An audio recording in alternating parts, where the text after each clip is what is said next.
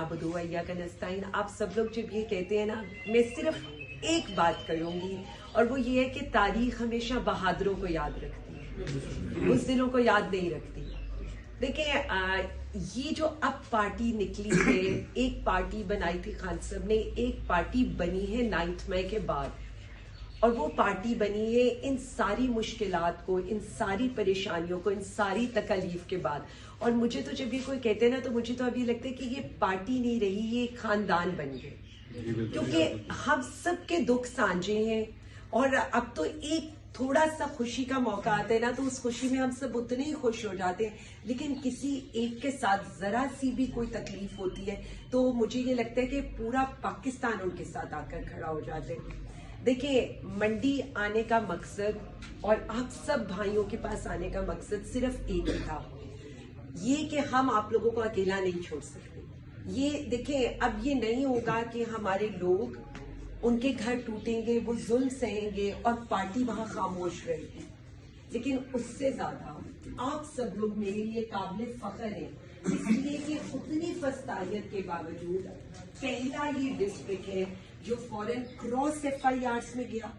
आप लोगों ने पूरी, यानी मैं जाहिर है मैं लीगल काउंसिल से एक एक चीज के ऊपर पूछ रही थी, फिर साहिल साहब से भी मैं बात कर रही थी, और मुझे जब इनका जवाब आता था और मैं अपने लीगल काउंसिल को कहती थी, तो वो मुझसे कहते थे कि वो माशाल्लाह सारी legal requirements as it is fulfil कर रहे हैं, हमें उन्हें गाइड करने की भी जरूरत नहीं है। तो मेरे लिए ये देखिए, कुछ चीजें होती हैं, ये सही चीज है कि जब आप लोग, देखिए मार हम खा रहे हैं, लेकिन अब हमने डट के मार खानी है कि देखिए, इसलिए कि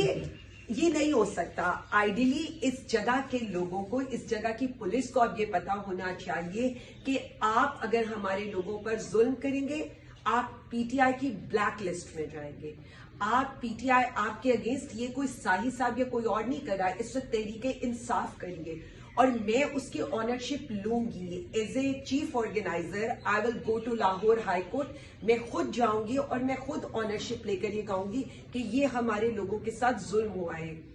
जितनी चीजें मंडी की हुई, हमने इंटरनेशनल मीडिया को भेजी, हमने हर न्यूज चैनल को, हर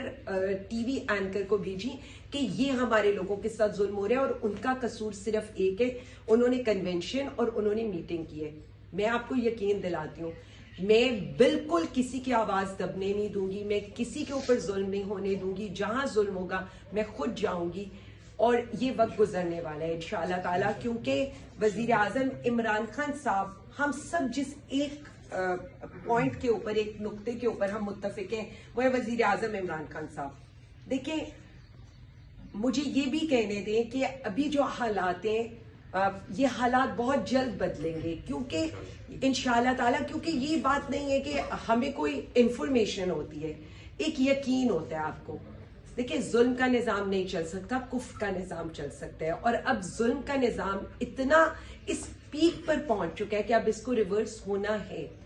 और आप लोगों के लिए सबसे इंपॉर्टेंट चीज ये है कि आप लोग इससे सुरखरू होकर अपने लीडर के आगे निकलें। ये डिस्ट्रिक्ट सुरखरू होकर अपने लीडर के आगे जाकर ये कह सकता है कि हमने हर जुल्म बर्दाश्त किया, जेलें, FIRs, घरों के रेड, चार दीवारी का तकद्दुस पामाल हुआ, लेकिन हम डट के खड़े हुए। मैं, ये जो मेरे 2 भाई इधर मेरे साथ बैठे हैं ना, इनकी मैं इसलिए भी मिसाल सबको देना चाहूंगी कि ये मेरा भाई था, इसके साथ इन्होंने पहली दफा सेंट्रल पंजाब में